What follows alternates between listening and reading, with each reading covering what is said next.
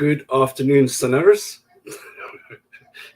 Yeah, I was joking this morning. I said to someone, I just woke up this morning dreaming. I was dreaming of sin the whole evening last night, and I woke up with a renewed vigor to go out and sin as much as I possibly can.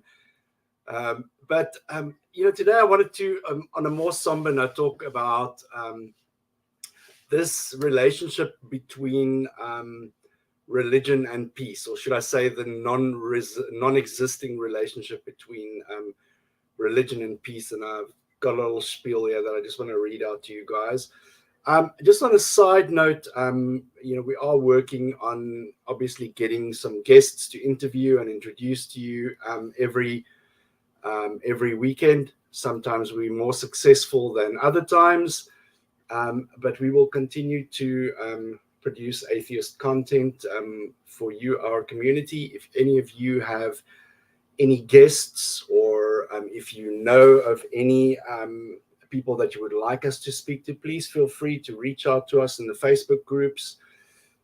We've got a team of volunteers here that will make it happen.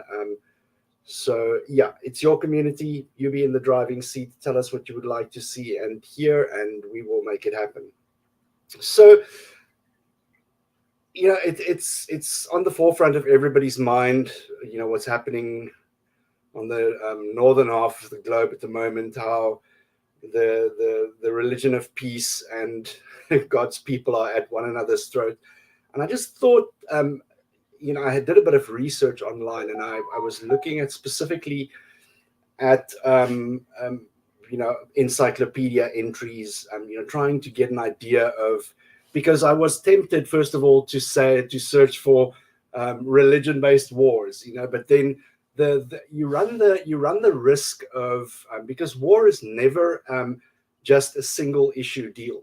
There's always a myriad of complexities and conflicts and different elements that go into wars, especially. But however, there are a couple of very clear examples where, God told the one group of people to wipe out the other group of people, and the other people's God told them to wipe out the same people. So it's a bit of a difficult situation. But this has been a thorn in the side of humanity for centuries. Forever. There's always been religious wars. So I just want to make it clear as well from the onset, this is not an attack on believers.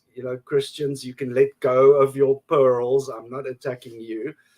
The critique is about the essence of the religious message, because at the core of every religion, it's like, you will be more peaceful, you will be at harmony with your environment, you will be at harmony with those around you. As soon as you surrender your critical thinking and just accept whatever BS we feed you, you're going to be at peace with yourself. You're going to stop thinking.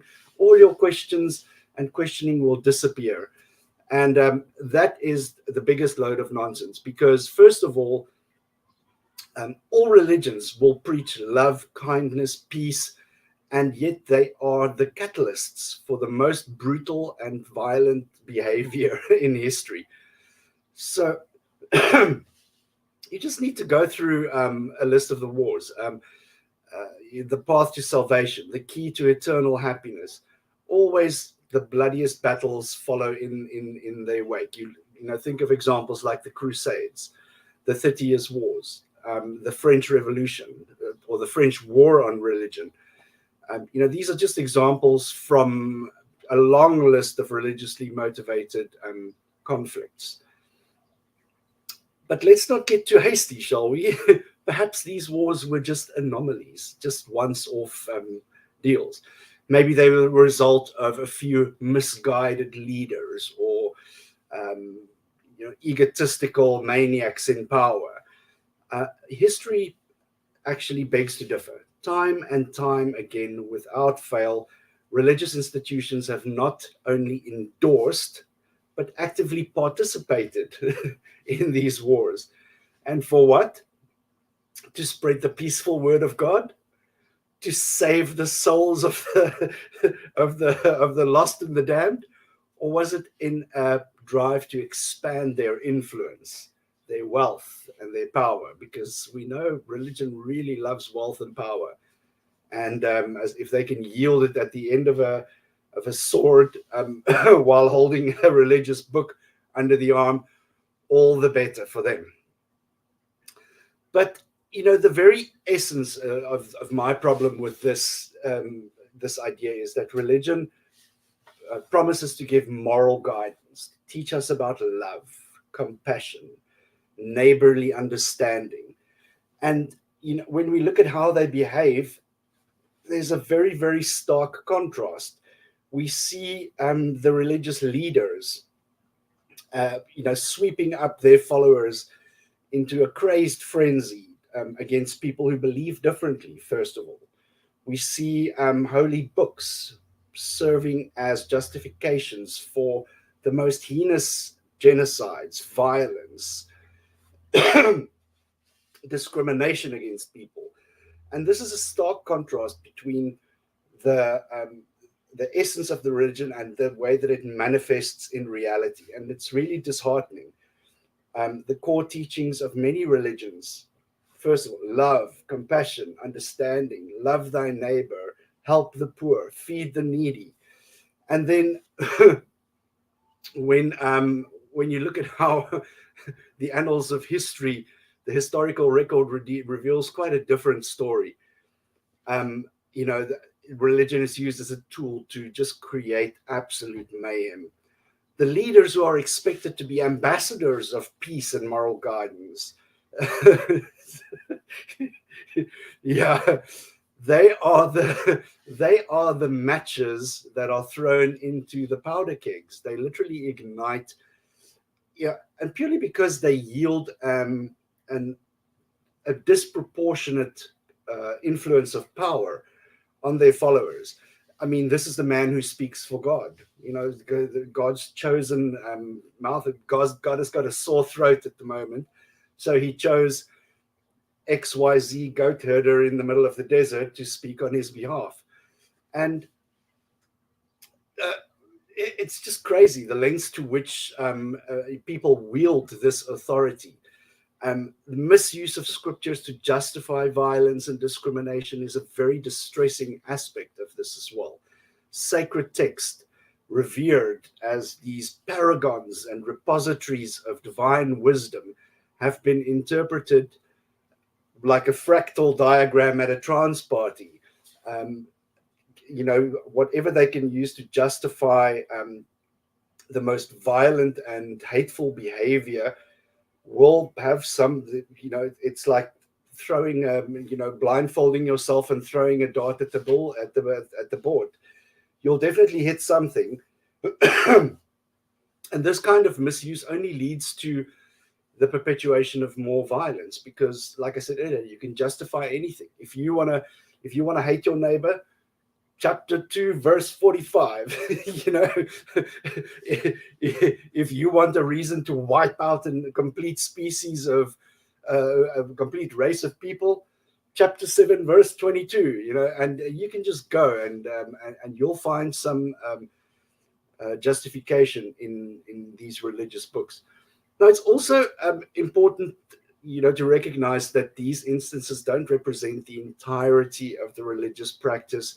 I'm not saying because they killed all the Amalekites and wiped out all the babies and children in this story and that story, that all religious people are being painted by the same brush. I understand that there are countless of vanilla flavored religious people who just want to live by normal values of love and compassion and understanding and making contributions to society.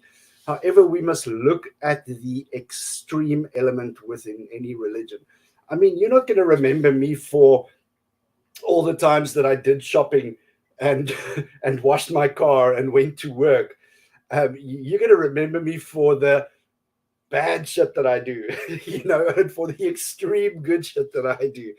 So, we just have to be mindful of the way that we look at it. But we must also confront the reality of it. the reality of it is that a group of people who have at the core of their belief the idea that this life is nothing, it means nothing. It is literally just a rag on which they wipe their feet in the progression to the castle in the sky where they're going to live forever and ever. Um, that type of mentality is a dangerous mentality to have, because um, those are the type of people who do not value humanity. They do not value understanding amongst people, harmony amongst people, because there is a very extreme kind of thinking and dogma involved, which makes it impossible to have harmonious connections with those people, because obviously they are not involved in the here and now and in humanity and society. They are involved in an ulterior type of thinking. And this this leads to very deep-rooted complexities, and it allows religion to be misused in a way to motivate this kind of thinking for very destructive ends. To bridge this gap, I think ultimately the essence of religion and its historical manifestations, you need very, very serious introspection and critical evaluation. Religious communities must engage in self-reflection, and this is the kind of thing that is it's very difficult to broach, because on the one hand you will be seen as being antagonistic, first of all, and that is not the that is definitely not the intention. I'm not, when people tell me, hey, you got to take a look at yourself because the shit that you're doing is quite fucked up, I'm not going to feel attacked. I'm going to go like, oh, really? I didn't think about it like that.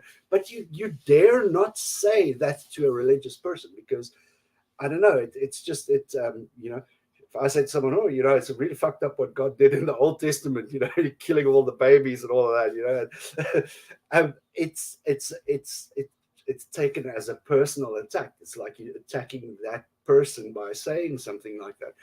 So it's a very, very sensitive subject, that's going to require a lot of education, I guess, and I don't know. It's almost I don't know. When I was very, very young, I learned that there's such a thing like empathy. I realized that if I don't want to harm you because I know what it feels like to be harmed. And it's very strange how people can sort of like throw empathy and understanding out the window when it comes to items that involves religion. I don't know. It's the one aspect of life that people will abandon. That they will think in a specific way without critical thinking, without analyzing consequences, whatever. Every single other aspect of their lives they will approach like normal, rational, critical thinking human beings. But this one particular aspect of life, forget it. Not interested. It says that in the book, and that's the way it goes. Right. And I know that some of you are thinking, not all religious people are violent. Not all religious believers support wars. And you're right. But that is not the point. The point is that these religious institutions, which claim to be the bastions of morality, have repeatedly failed to prevent or even condemn violence in the name of faith. Let's take a moment just to reflect on the sheer scale of devastation caused by religious wars. Millions of lives lost, families torn apart, entire civilizations wiped out. And for what? A difference in interpretation of a holy book? A disagreement over rituals? Is this a legacy of peace that religion promises?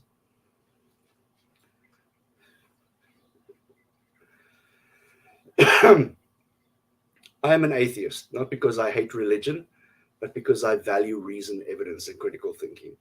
I believe in a world where disagreements are settled through dialogue, not through violence, where beliefs are based on evidence and not on dogma, and where morality is derived from empathy, not fear of divine retribution. Religions have had millennia to prove their worth, to show that they can be a force for good for peace, but time and time again they've fallen short. Instead of uniting humanity, they've divided us. Instead of teaching us love, they've shown us how to hate. Instead of promoting peace, they've waged wars and created destruction in their wake. But it's not too late. I think that we as a species can rise above these divisive beliefs. We can choose reason over dogma, we can choose love over hatred, and we can choose peace over war. It's a time to let go of outdated beliefs and embrace a future based on evidence, reason, and compassion. Damn, that feels like a Hallmark card, eh? But now also the first thing you're gonna hear is, well, what about the atheists? Look at communist Russia. They were atheists. And look at all the pain and destruction and crying and suffering and torture and misery they caused. Well, many atheists will emphasize that atheism and communism are not synonymous. While some communist regimes have promoted state atheism, atheism is not communism, and communism is not atheism. Most atheists will condemn violence. Like many people of various religious and philosophical backgrounds condemn violence, atheists do the same, including the massacres committed by communist regimes. They agree that these actions are a result of political and ideological extremism rather than a direct result of atheistic beliefs. So, there is also a difference between state atheism and personal atheism. Some atheists will differentiate between state-imposed atheism and personal atheism.